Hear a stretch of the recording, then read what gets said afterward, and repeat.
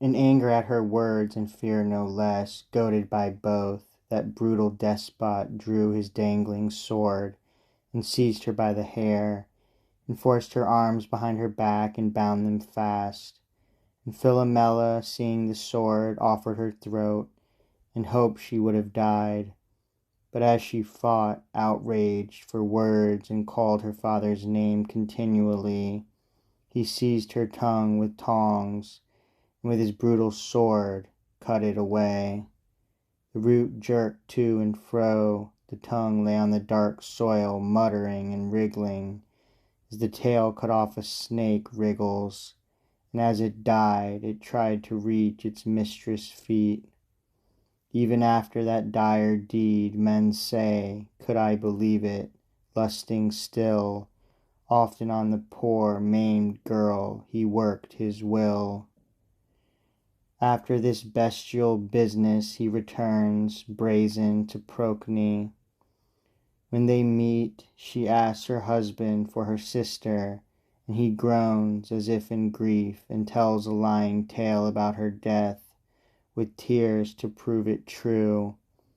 Then Procne snatches off her gleaming robe, with its wide golden fringe, and clothes herself in weeds of black, and builds a cenotaph, with offerings to the ghost that is no ghost, and mourns her darling sister's tragedy. In right she was to mourn, though differently.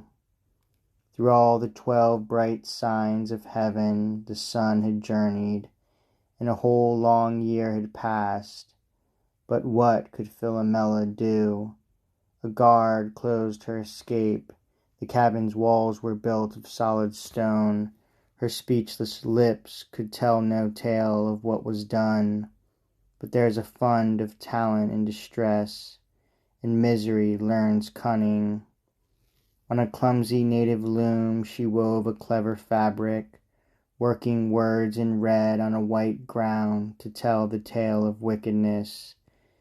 And when it was complete, entrusted it to a woman, and by signs asked her to take it to the queen.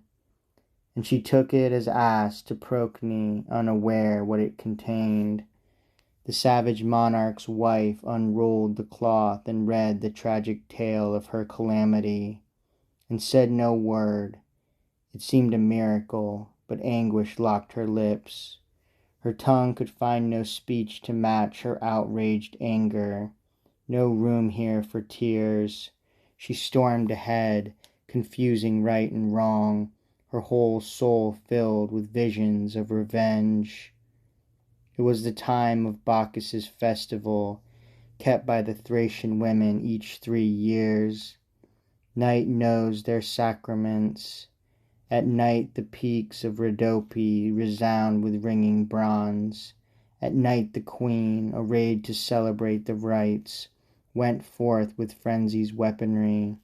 Vines wreathed her head, a light spear lay upon her shoulder, and a deerskin draped her side. Wild with her troop of women through the woods she rushed, a sight of terror, frenzied by the grief that maddened her, the image of a real bacchanal. At last she reached the lonely hut, and screaming Bacchic cries broke down the door, burst in and seized her sister, garbed her in Bacchic gear and hid her face, concealed in ivy leaves, and brought the girl back in a daze inside her palace wall.